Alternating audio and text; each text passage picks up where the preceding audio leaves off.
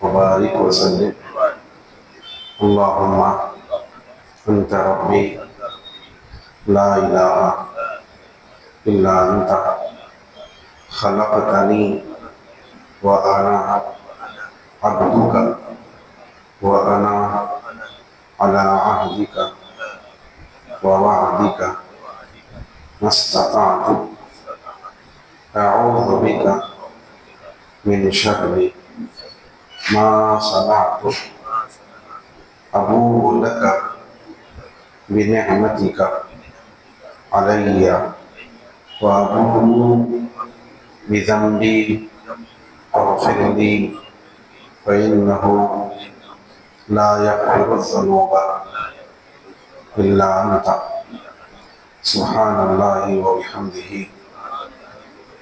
سبحان الله العظيم نويت سنة الاعتكاف.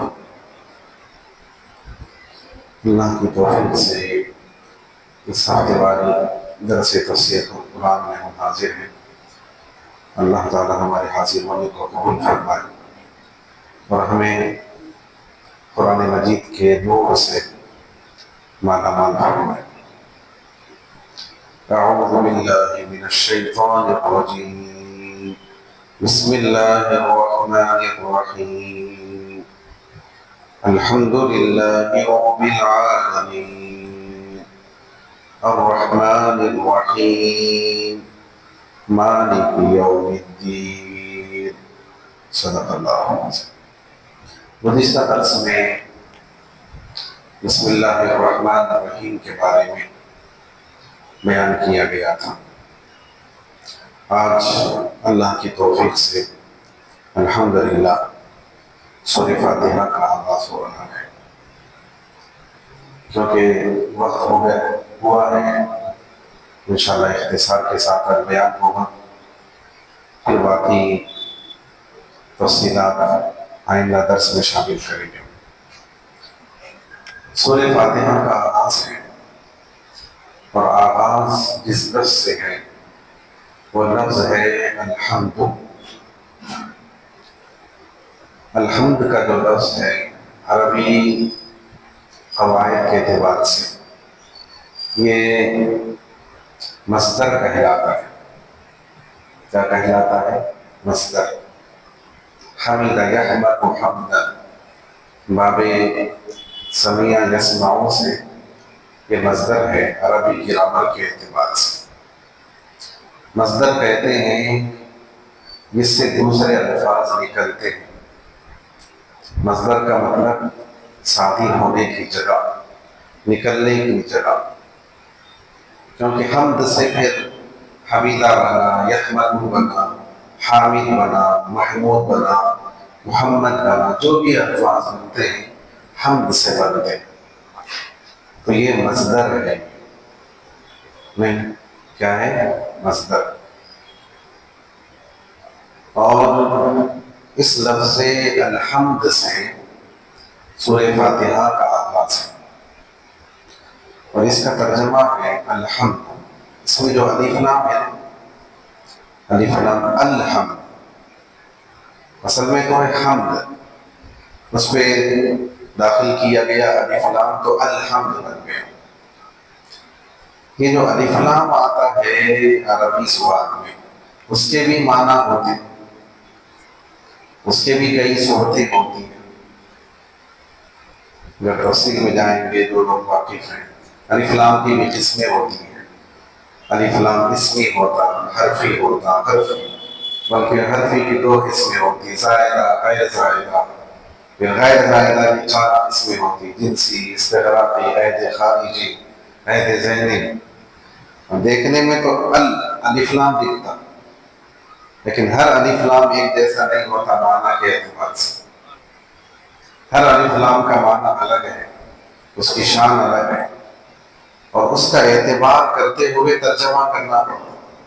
قرآن کا ترجمہ آسان بات نہیں ہے. ہم تو جو بزرگان دین کیے ہیں اس کو بیان کر رہے ہیں، ورنہ اپنے طور پہ قرآن کی تفسیر بیان کرنا، اپنے طور پہ قرآن کا معنی مطلب بیان کرنا یہ آسان بات نہیں، کیونکہ حضور اکرم صلی اللہ علیہ وسلم فرمائے من قال فی القرآن بغیر علم اللہ اکبر فلیتبوأ مقعدہ من النار، جو قرآن کے بارے میں بغیر علم کے بولتا ہے، علم ہے نہیں بولنے یہ مطلب ہے، اللہ ایسا بولے قرآن میں یہ مطلب ہے، کچھ بھی الٹا سیدھا، علم ہے نہیں، ان کی صلاحیت ہے نہیں، بول دی یہ آیت کا یہ مطلب ہے، بول دی۔ حضور فرمائے کہ جو قرآن کے بارے میں بغیر علم کے بولتا ہے وہ اپنا ٹھکانہ دوزخ میں بنا لے۔ بچوں کا کھیل نہیں ہے قرآن و حدیث کو بیان کرنا، اس کی تفسیر بیان، ہر کوئی اللہ معاف کرے، اللہ ان کو بھی توفیق دے، ہر کوئی واعظ ہے، ہر کوئی مقرر ہے، ہر کوئی مفسر ہے، ایسا نہیں، سمجھ کے پڑھ کے بولنا۔ الحمدللہ آنے سے پہلے منہ کا مطالعہ کر کے، کیونکہ پورا نوٹ ہے میرے پاس جو چیزیں بولنا ہے، کیونکہ اپنے ذہن سے نہیں بول سکتے ہم، اپنے ذہن سے بولیں گے تو ائمہ کیا بولے، بڑے بڑے مفسرین کیا بولے، ان کی روشنی میں سمجھیں گے تو قرآن صحیح ہوگا۔ ہر کوئی اپنے عقل کے لحاظ سے قرآن کو سمجھنے بیٹھیں گے تو ہر ایک کا دماغ الگ، ہر ایک کی سوچ الگ، ہر ایک کی سمجھ الگ، تو ہدایت کے بجائے گمراہی ہو جائے نہیں۔ اور یہ بات ہم کو خود قرآن نے سکھایا، سورہ فاتحہ نے سکھایا، فرمایا کہ نہیں صراط الذین انعمت، انعام یافتہ بندوں کے راستے پہ چلو، ان کے طریقے پہ چلیں گے تو قرآن سے ہدایت ملے گی۔ میں خود بولوں گا انہوں نے کون بزرگان دین، کون ائمہ، کون علماء گئے تھے، سمجھے، تو ان کے طریقے پہ چلنا۔ تو یہ الف لام کی بھی بہت قسمیں ہیں، دیکھنے میں تو الف لام ہی ہے، لیکن کون سی قسم کا ہے اور کرنا پڑتا ہے، اس کے لحاظ سے پھر اس کے معنی ہوتے ہیں، اس کا ترجمہ ہوتا ہے۔ دو معنی بیان کیے گئے یہ الف لام، یہ الف لام جو ہے دو قسم کا ہو سکتا ہے۔ ایک یہ الف لام ہے جنسی، جنسی کہتے ہیں ایسے الف لام کو کہ اپنے بعد والے لفظ کی حقیقت کو بدلا، بعد والے لفظ کی حقیقت پہ دلالت کرے، مدخول علیہ کی ماہیت اور حقیقت کو بدلائے، تو ایسے الف لام کو الف لام جنسی کہتے ہیں۔ تو اس کے لحاظ سے ترجمہ ہوتا ہے الحمد، حقیقت میں تعریف، حقیقت لکھا ہوا نہیں ہے یہاں پہ، یہاں پہ کیا لکھا ہوا ہے؟ الحمد، حمد کے معنی تعریف۔ پھر یہ حقیقت میں تعریف کا ترجمہ کیسے کر رہے ہیں؟ یہ الف لام جنسی ہے، کیونکہ ان حقیقت کو بتاتا، حقیقت کا معنی دیتا۔ دوسرا بعض علماء فرمائیں کہ نہیں، یہ الف لام جو ہے استغراقی ہے، استغراقی۔ الف لام استغراقی کیا کرتا ہے؟ وہ جو کلمے پہ داخل ہوتا، جو لفظ پہ آتا، اس لفظ کے تمام مفرات پہ دلالت کرتا، وہ تمام کا ترجمہ آتا، کیا آتا؟ تمام۔ سورہ عصر میں جیسا کہ فرمایا اللہ والعصر، قسم ہے زمانے کی، ان الانسان لفی خسر، بے شک تمام انسان خسارے میں سوائے الا الذین آمنوا۔ الف لام جنسی ہے، استغراقی ہے، الانسان تمام سارے کا ترجمہ۔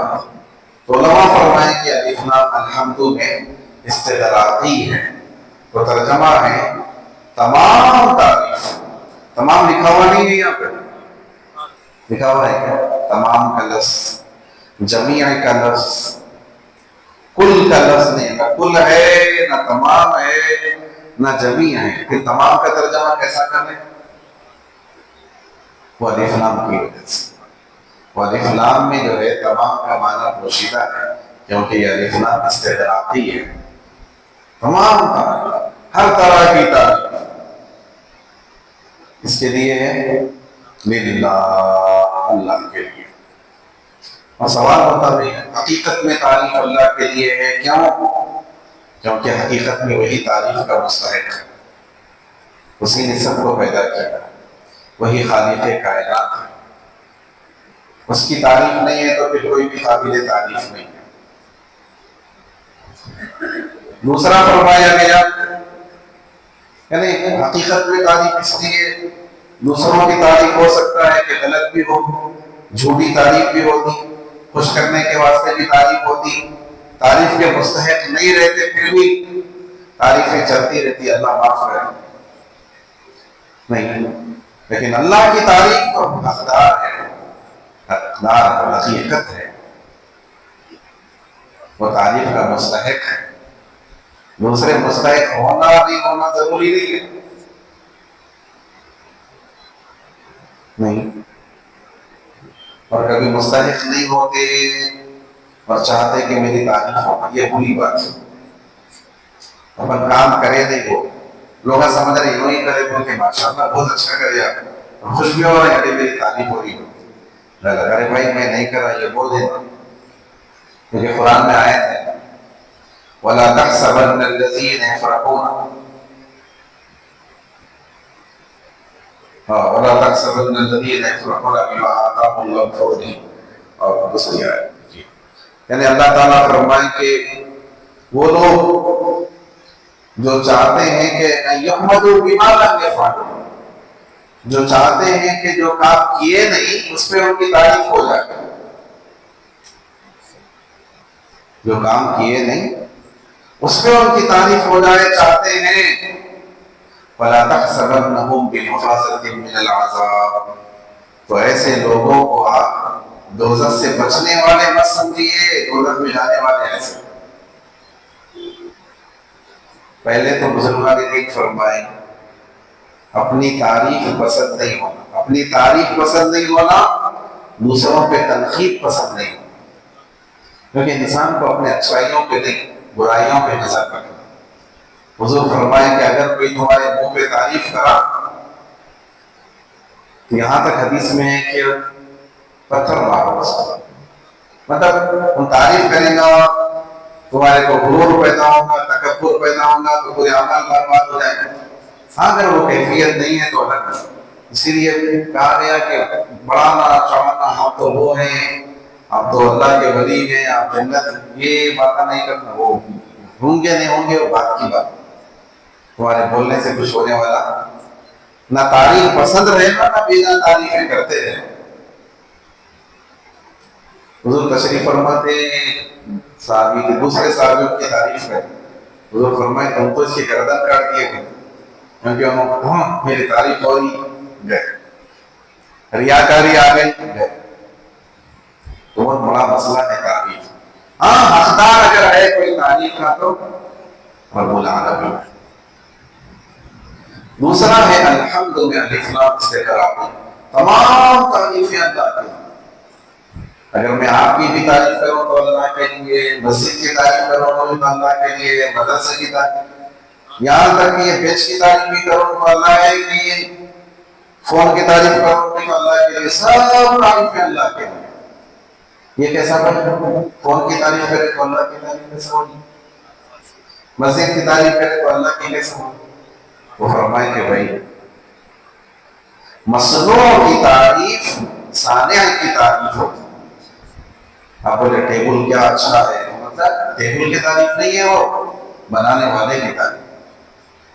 فون کیا اچھا ہے کا مطلب اس کی تعریف نہیں ہے، مصنوع جو چیز بنائی گئی ہے اس کی جب تعریف کرتے ہیں تو اصل میں وہ بنانے والے کی تعریف۔ چار مینار کیا شاندار عمارت ہے، بہترین، عمارت کی تعریف نہیں ہے اصل میں، اصل میں کیا ہے میں بنانے والے کیسا تھا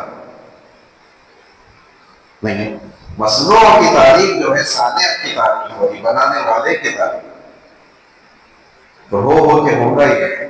یہ چیز کی تعریف کرے تو یہ بنانے والے کی تعریف ہوگی، وہ بنانے والے تو کون بنائے؟ اللہ، تو ہو کے پھر پہنچی کا تعریف ہو اللہ کی، اسی لیے سب تعریفیں اللہ کی۔ آپ کسی بھی چیز کی تعریف کرو، وہ تعریف پہنچنے والی کہاں ہے؟ پھر ہو کر، کیونکہ اللہ بنایا بلکہ وہ کرے گا. اللہ ان کو پیدا نہیں کرتا تو یہ کارنامہ کہاں کرتے تھے؟ اللہ ان کو سمجھ نہیں دیتا تو اتنا پھر ترقی کیسا کرتے تھے؟ اللہ توفیق نہیں دیتا تو ان کے ذہن میں یہ چیز آتی کیسے تھی؟ تو سب کیونکہ اللہ کی وجہ سے ہے حقیقت میں. اسی لیے کہا گیا الحمد، تمام تعریف اس کی بھی کرو، بندے کی کرو، انسان کی کرو، درخت کی کرو، پتھر کی کرو، عمارت کی کرو، کیونکہ اس کو جو بنایا پھر اللہ ہی ہے. تو پھر ہر طرح تمام تعریفیں کس کے لیے ہے؟ للہ، اللہ کے لیے. نہیں، اب یہ جو الحمد کا لفظ ہے تعریف، فرمایا گیا کہ یہ اگرچہ کہ یہ مبتدا بولتے ہیں عربی گرامر میں، سمجھے، اور جملے خبریہ ہوتا ہے، خبر دے رہے کہ تمام تعریفیں کس کے لیے ہے؟ اللہ کی. لیکن فرمایا گیا کہ جملہ تو خبریہ ہے لیکن حکم میں انشائیہ ہے. تمام تعریفیں اللہ کے لیے بول کے کیا کرنا چاہ رہے ہیں؟ تم تعریف کرو بولنا چاہ رہے، حکم دے رہے ہو، خالی خبر نہیں ہے خبر کا انداز، لیکن حکم کے اسلوب میں کہ تعریف کرو. اب یہ حمد کہتے ہیں کس کو؟ تعریف کس کو کہتے ہیں؟ حمد کا لفظ جو ہے حمد کس کو کہتے ہیں؟ مفسرین نے ذکر کیا ہے کہ حمد کہتے ہیں وہ ثناء بالجمیل باللسان، کسی اچھی وجہ سے، اچھی صفت کی وجہ سے، اچھے کام کی وجہ سے کسی کی زبان سے تعریف کرنے کو حمد کہتے ہیں. سمجھے؟ تو حمد کے لیے زبان ہونا ضروری ہے.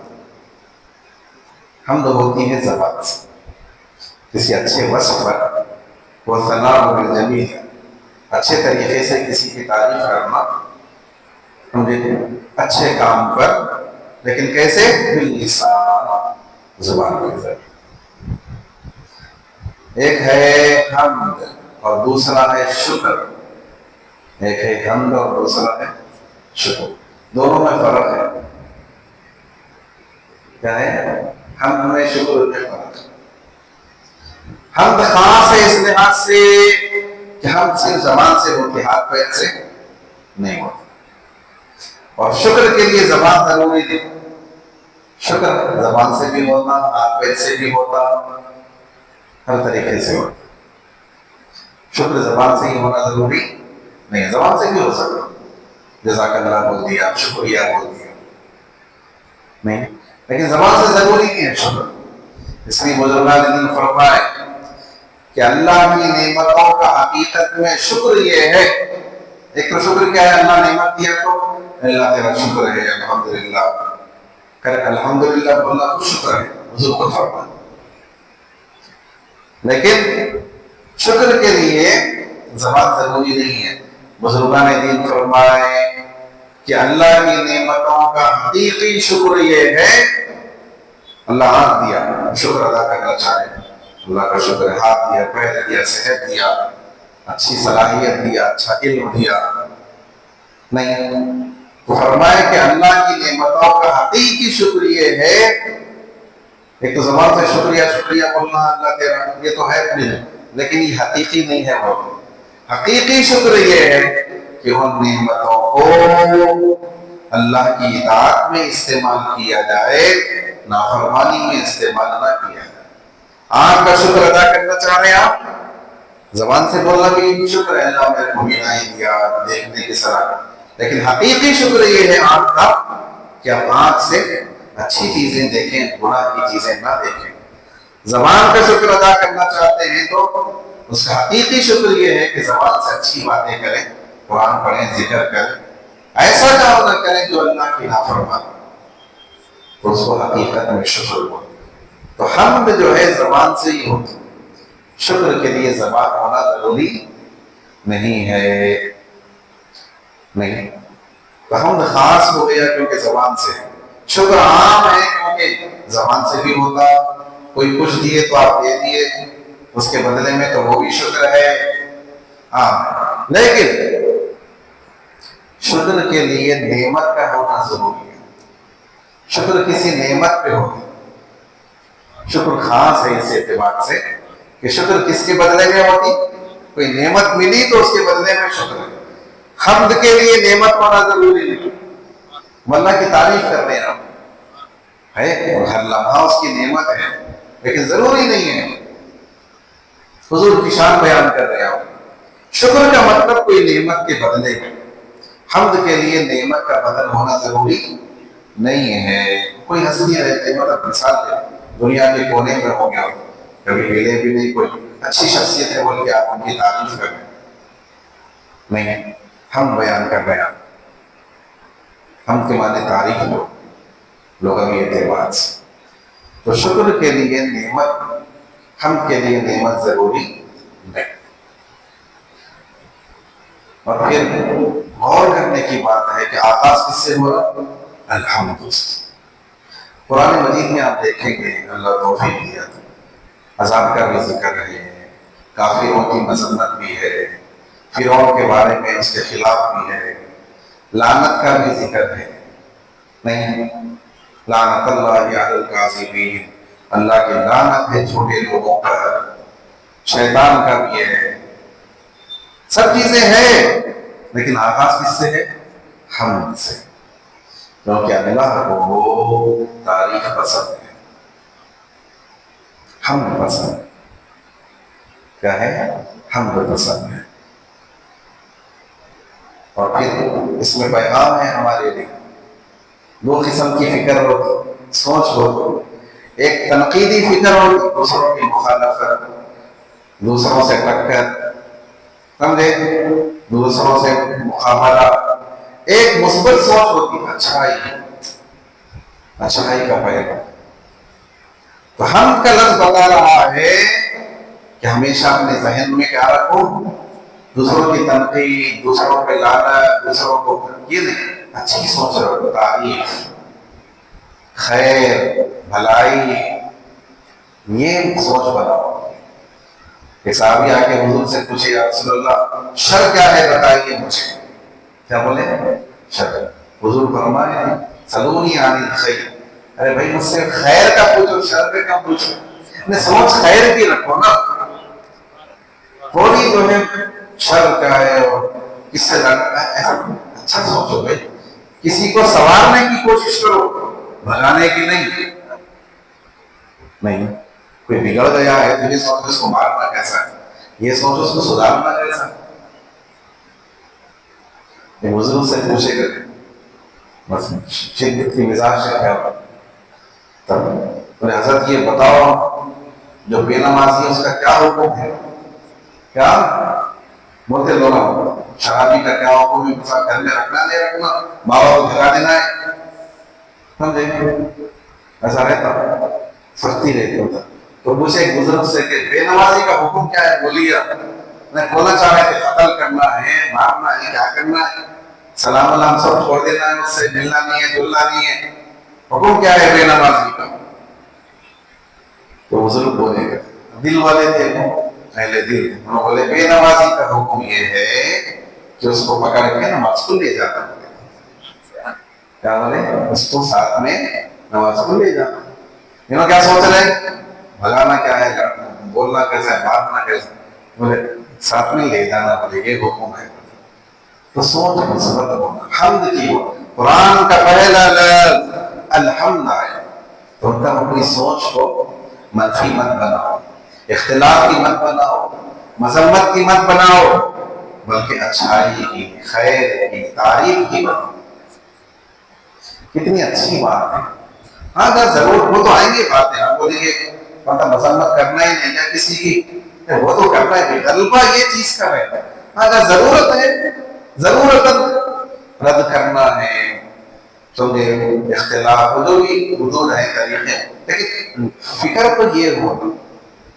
کتنی اچھی بات ہے آپ صلی اللہ علیہ وسلم کی، حضور بعض لوگ رہتے جہاں بیٹھے انہوں ایسے انہوں ایسے، کیا ہے انہوں ایسا کر رہے ہیں، تو تنقیدیں، غیبتیں، برائیاں، پورا وہی اللہ بات۔ لیکن آپ صلی اللہ علیہ وسلم کیا فرمائے معلوم؟ کتنی بہترین حدیث، یاد رکھنے کی حدیث شریف۔ حضور فرمائے من کان یؤمن باللہ والیوم الآخر، جو اللہ پر اور آخرت کے دن پر ایمان رکھتا ہے نا بھائی، اللہ پہ ایمان ہے آخرت، فلیقل خیرا او لیصمت، بولے تو اچھی بات بولے یا تو خاموش رہے۔